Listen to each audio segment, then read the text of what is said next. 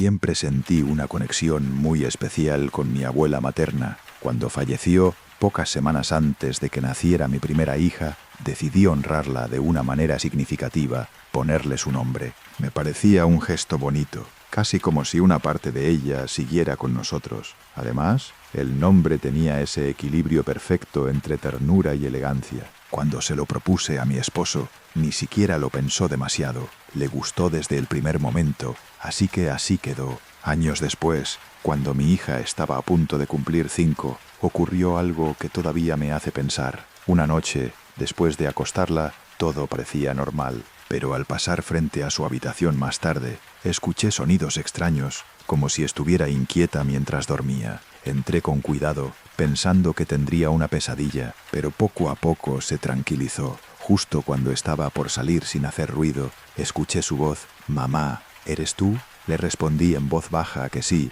y le pedí que volviera a dormir. Entonces dijo algo que en ese momento no me pareció tan importante, pero que luego no pude olvidar. «¿Te acuerdas cuando yo era la mamá y tú eras la bebé?». Pensé que era solo una ocurrencia típica de su imaginación, quizá influenciada por sus juegos con muñecas. Sonreí, le dije que descansara y cerré la puerta. Pero más tarde, ya en silencio, esa frase volvió a mi mente. Recordé entonces el origen de su nombre, el momento en que decidimos ponérselo, y una sensación extraña me recorrió el cuerpo. No es que crea en cosas sobrenaturales, pero hay ideas que, aunque intentes ignorarlas, se quedan contigo. Al día siguiente le pregunté qué había querido decir. No recordaba nada, ni la pregunta, ni haber despertado, ni siquiera haber tenido un sueño. Todo volvió a la normalidad, como si nada hubiera pasado. Aún así, de vez en cuando me pregunto si habría dicho lo mismo de llamarse de otra manera. Quizá sí, o quizá no. Ser padre o madre puede dar miedo, pero no del tipo que uno imagina. A veces no son las enfermedades, ni los accidentes, ni los peligros evidentes. A veces el miedo viene de los momentos más simples. Recuerdo una noche en particular. Mi hijo tenía apenas 3 años y lo estaba arropando para dormir. Todo era completamente normal, hasta que, justo antes de cerrar los ojos, me dijo: «Adiós, mamá». Sonreí y lo corregí con suavidad. Le dije que por la noche decimos buenas noches, no adiós. Pero él negó con la cabeza, tranquilo, como si supiera algo que yo no. «No, hoy es adiós». Y sin más, cerró los ojos y se quedó dormido casi al instante, con esa facilidad que solo tienen los niños. Me quedé allí, en silencio, mirándolo, observando cómo respiraba. Pasaron varios minutos, quizá más de los que quisiera admitir. Sabía que probablemente no significaba nada, que era solo una frase más, una ocurrencia infantil, pero la forma en que lo dijo fue distinta. Esa noche volví a su habitación varias veces, solo para asegurarme de que todo estaba bien, de que seguía respirando, de que todo seguía en su lugar, y lo estaba. A la mañana siguiente, todo era como siempre. Él no recordaba nada, pero yo sí, porque ser padre no solo implica cuidar, también significa convivir con esos pequeños momentos que, sin razón aparente, te dejan una sensación difícil de explicar. Los niños dicen cosas graciosas, sí, pero a veces también dicen cosas que te erizan la piel. Algunas historias comienzan como una rutina cualquiera y terminan revelando algo difícil de imaginar. Una tarde, una niña de 9 años salió de la escuela para volver a casa. El trayecto era corto, apenas unos minutos a pie. Un camino conocido, seguro, cotidiano. Pero ese día nunca llegó. Con el paso de las horas, la preocupación creció. Su familia, junto con vecinos, comenzó a buscarla desesperadamente. Finalmente, se dio aviso a la policía, lo que en un principio parecía una desaparición más. Pronto se convirtió en una investigación masiva. Decenas, luego cientos de agentes se unieron a la búsqueda. Se revisaron miles de viviendas, se entrevistó a innumerables personas y el caso captó la atención de todo el país. La presión mediática aumentaba.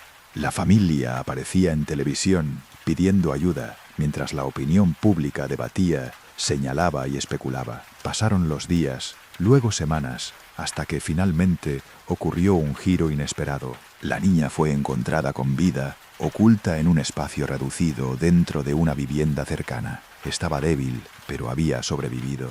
El alivio fue inmediato, pero duró poco, porque a medida que avanzaba la investigación, comenzaron a surgir detalles que cambiaban por completo la historia. Las autoridades descubrieron que lo ocurrido no había sido un acto al azar. Había planificación, había intención y, lo más impactante de todo, personas cercanas a la niña estaban involucradas. El caso dio un vuelco total. Lo que parecía una tragedia causada por un desconocido terminó revelando una traición profunda dentro de su propio entorno. La sociedad entera quedó en shock.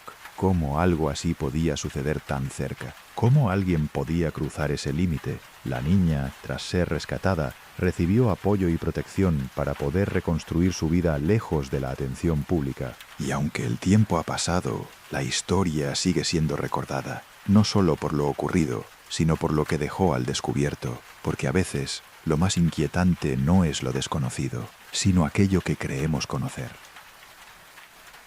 Mi mamá suele contar esta historia sobre mi infancia. Siempre dice que no sabe qué tan real fue, pero que nunca pudo olvidarla. Todo empezó un día cualquiera, cuando mi papá llegó a casa con una caja de juguetes que había comprado. No era nada especial, solo cosas de segunda mano, pero para mí era un tesoro. Entre todo lo que había, hubo uno que me encantó desde el principio, un pequeño fuerte de juguete. Pasaba horas jugando con él, hasta que un día, sin explicación, mi papá decidió quitármelo. Yo no lo entendí en ese momento, pero mi mamá sí recuerda lo que pasó antes. Dice que una tarde me encontró en el suelo, jugando como siempre, pero haciendo algo extraño. No estaba simplemente imaginando historias, ni hablando con mis muñecos. Estaba teniendo una conversación, como si hubiera alguien más ahí. Cuando me preguntó con quién hablaba, le respondí con total naturalidad, con el niño al que le pertenece este fuerte. Ella pensó que era solo imaginación. Me dijo con cariño que el juguete era mío, pero yo insistí. Le dije que no, que podía escuchar al otro niño y que quería que se lo devolviera. Mi mamá no se asustó en ese momento, pero la idea se le quedó dando vueltas todo el día. Así que decidió preguntarle a mi papá de dónde había salido exactamente esa caja de juguetes. Él le dijo que de una venta de garaje. Nada raro, pero ella siguió insistiendo, hasta que finalmente él decidió volver al lugar para averiguar más. Cuando regresó, no dijo mucho. Simplemente tomó todos los juguetes que me había dado, los guardó en la caja y los tiró a la basura. Yo me quedé confundido, molesto. Nadie quiso explicarme nada. No fue hasta muchos años después que entendí por qué. Resulta que esos juguetes venían de una casa que se había vendido a un precio ridículamente bajo. ¿La razón? Había ocurrido una tragedia ahí dentro. Una familia entera había sido víctima de un acto violento, incluido un niño, y esos juguetes habían sido suyos. No sé qué fue lo que realmente pasó aquel día. No creo en cosas paranormales, pero tampoco mis padres creían en ese tipo de cosas. Hasta entonces. Y hay decisiones que no se toman porque algo sea seguro, se toman por si acaso. Dicen que los niños aprenden rápido, pero a veces aprenden cosas que no esperas. Estábamos de vacaciones cuando decidí enseñarle a mi hija a nadar. Tendría unos 5 o 6 años. Al principio estaba nerviosa, aferrándose a mí en la parte poco profunda de la piscina. Así que le puse unos flotadores y empezamos poco a poco. No tardó nada en soltarse. En cuestión de minutos pasó de tener miedo a no querer salir del agua. Días después ya se sentía completamente cómoda. Jugábamos sin parar. Yo la levantaba y la lanzaba suavemente hacia la parte más profunda, y ella regresaba nadando, riéndose, pidiendo otra vez, una y otra vez, hasta que me cansé. Le dije que ya no podía seguir, que necesitaba descansar. Ella suspiró, como si no le pareciera justo. Me miró con esa mezcla de frustración y calma que tienen los niños, y entonces hizo algo inesperado. Se acercó y empujó mi cabeza bajo el agua. No fue brusco, no intentó hacer daño, pero mientras lo hacía, dijo algo que me dejó completamente helada. «Duerme, mamá». Fue solo un segundo. Salí del agua enseguida. Ella estaba tranquila, como si nada hubiera pasado. No había enojo, no había intención de lastimar. Pero en ese momento entendí algo que no había considerado antes. Había hecho una conexión entre quedarse sin aire y irse a dormir. Y aunque para ella Era solo una idea inocente. Para mí, fue uno de esos momentos que te sacuden por dentro, porque ser madre no solo es cuidar, también es darse cuenta de que, a veces, los niños entienden el mundo de formas que pueden resultar inquietantes. Tener un segundo hijo fue una experiencia intensa desde el inicio. Una semana antes de que naciera, tuvimos que despedirnos de nuestro gato. Estaba muy enfermo y no había nada más que hacer. Para nosotros fue duro, pero para nuestra hija de 5 años fue devastador. Intentamos consolarla como pudimos. Le dijimos que pronto tendría un hermanito, alguien a quien cuidar, alguien con quien crecer, pero no pareció ayudar mucho. Así que hicimos otra promesa. Cuando todo se calmara, le conseguiríamos otro gato. Eso sí funcionó. De repente, volvió a sonreír. Empezó a imaginar nombres, colores, cómo sería su nueva mascota, como si esa ilusión pudiera llenar el vacío que había quedado. Un par de semanas después de que naciera su hermano, mientras todo se acomodaba en casa, me hizo una pregunta inesperada. «Mamá, ¿Charlie también se va a morir, como Jasper?» Charlie era su hermanito, Jasper, el gato que habíamos perdido.